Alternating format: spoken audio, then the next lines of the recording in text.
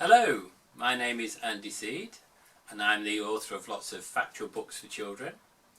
They're sometimes called non-fiction, but I like calling them factual books because they're full of facts. And I believe that reading should be fun, so I put lots of fun into my factual books. And one of the most popular books I've written is this one, Interview with the Tiger.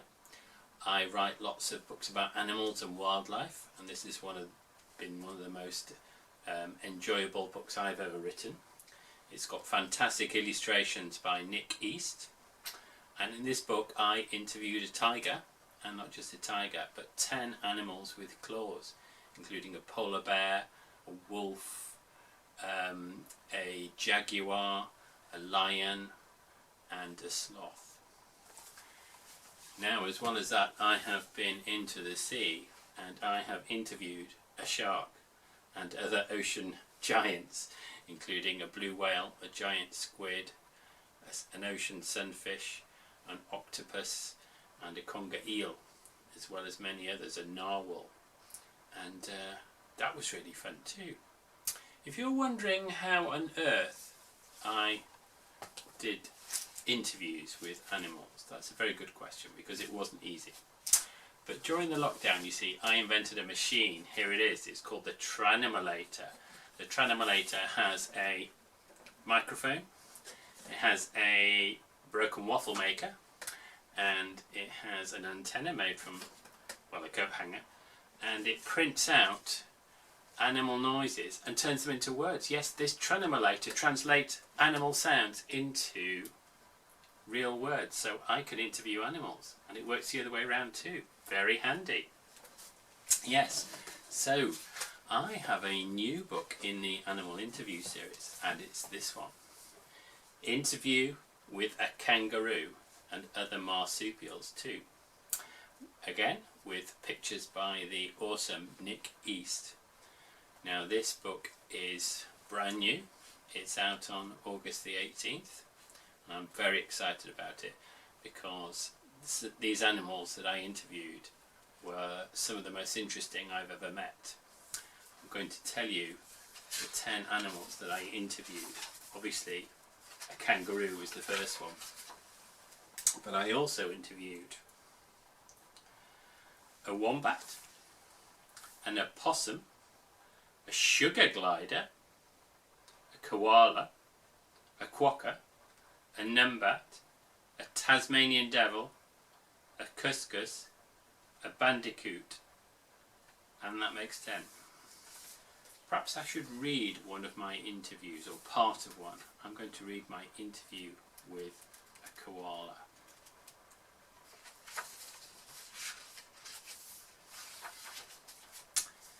Here we are. Now for a special treat. This is one of the world's cutest and most popular animals. It's another star of the Australian bush. It's the one and only koala. Question. Many people say you look like a teddy. Are you a bear? Answer. No. Question. Good, that's cleared that up then. So, what kind of creature are you? Answer. I see you have much to learn, O beardy one. We are what we are, slow, wise, gentle guardians of the trees. Question. Right. So why do you spend all your time up there among the branches? Answer. The higher you are, the farther you see. Here we find peace, rest, and solitude. Question. Anything else? Answer. Yes, loads of leaves to scoff to. Question. Is it true that you only eat leaves of the eucalyptus tree? Answer. Indeed. The gum tree is our heaven.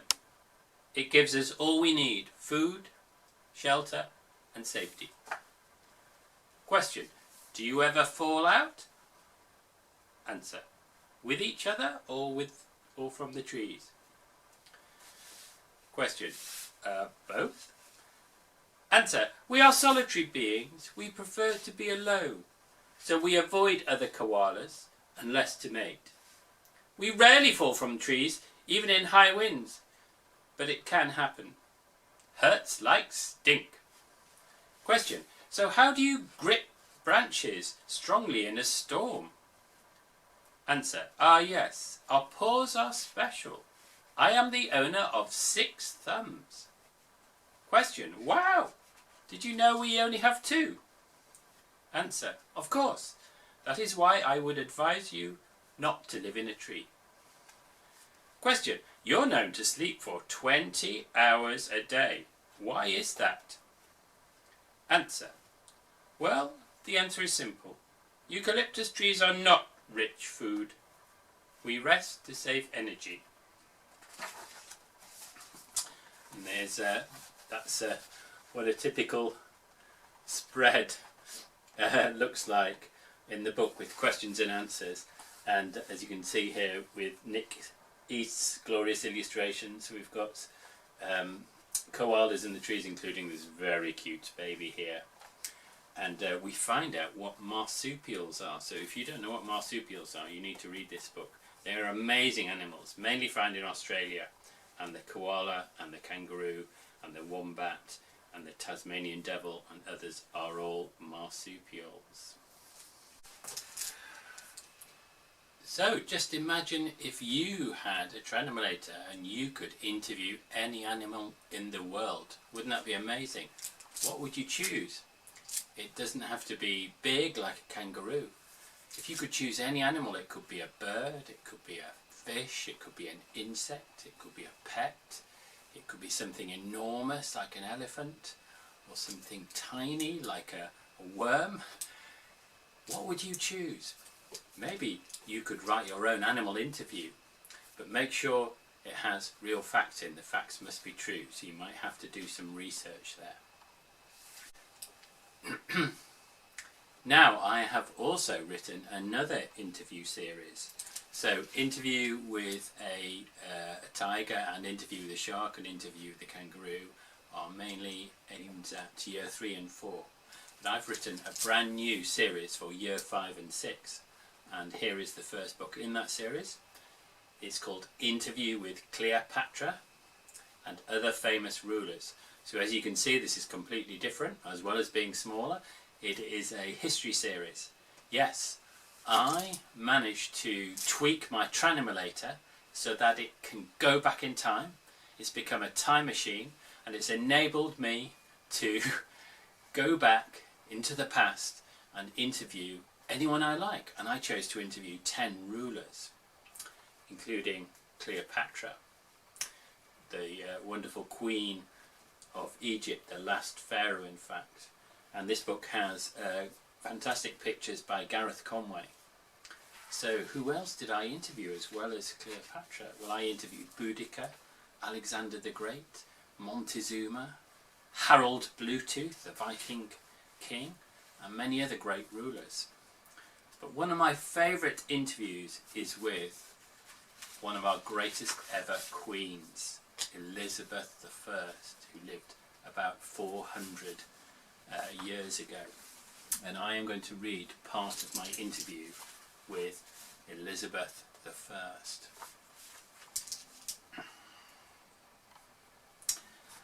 Well, it's exciting to be back now in England in the year 1601. I'm in a big palace on the bank of the River Thames, and I am about to have a chat with one of the country's greatest ever monarchs. Bring it on! Question. An honour to meet you, your queenly Tudor Majesty. So, the big question is, hands for feet or feet for hands? Answer. Are you unwell? I do not understand your gabbling at all. Question. Sorry, it's a sort of fun party game icebreaker thing. I meant if you had to choose, would you rather have hands where you have feet or feet where your hands are? Perhaps that wasn't such a good question after all. Answer. Indeed, you are wasting my time, whoever you are. Question. Right, fair point. Can you tell me all about your early life then? Being a princess and all that? Answer. My childhood was no fairy tale. I may have been the daughter of the king, Henry VIII, but I had more stepmothers than fingers on my right hand. I suppose that I was lucky to have been too young to remember my mother having her head removed. Question. Oh, okay. Let's change the subject. So you became queen in your 20s? Answer. A long time ago that seems. Many powerful people thought I would be a weak ruler, easily manipulated, but I have proved them wrong. My father may have been cruel, but he gave me something more valuable than those glinting jewels on my necklace. Question. What? A top-of-the-range Porsche? Answer. Pardon? Question. Oh no, cars haven't been invented yet. My bad. A golden castle? Answer. The finest teachers in the land. Many say I am the best educated woman alive. I speak 4 languages and know about politics, art, philosophy and more. Who exactly are you anyway? Question. Me, a mere writer who wishes to pen great things about England's good Queen Bess. Answer. Then why are you dressed like a theatrical buffoon? Question. Hey, in my town this is considered stylish. Anyway, what's it like being a royal sovereign ruler? Answer. Ha! People think it's all palaces and wealth and feasts and being served night and day and having silk dresses. But the truth is dark and frightening. My life is full of plots and danger and rebellion. I am constantly surrounded by people who want power, rivals and hangers-on and greedy, ambitious men. Question. Isn't anyone helpful? Answer.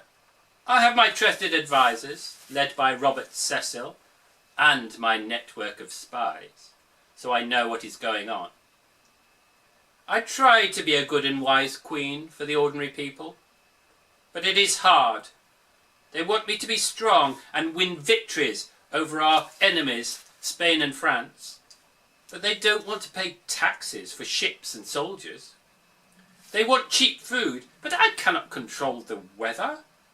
I cannot decide what the harvest will be. Life is impossible most of the time. I don't know how I've stayed on the throne for 42 years. Question. 42 years? You must have a really sore bum. Answer. So anyway, you are a writer, you say.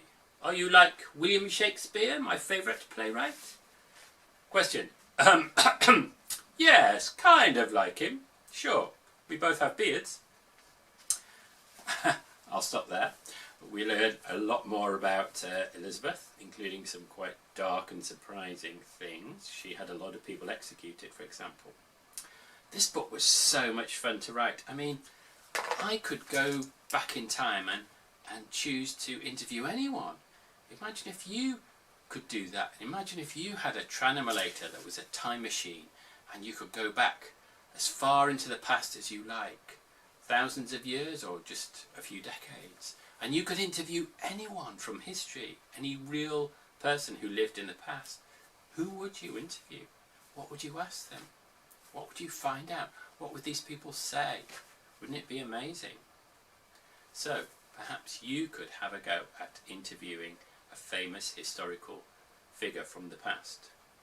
Good luck, and I hope you enjoy it as much as I have enjoyed writing these books.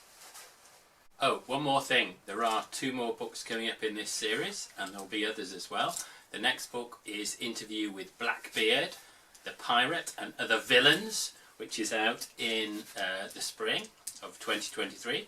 And after that, Interview with Vincent van Gogh and Other Great Artists, which will be out later next year. I'm very excited about those books. That's it from me. Goodbye.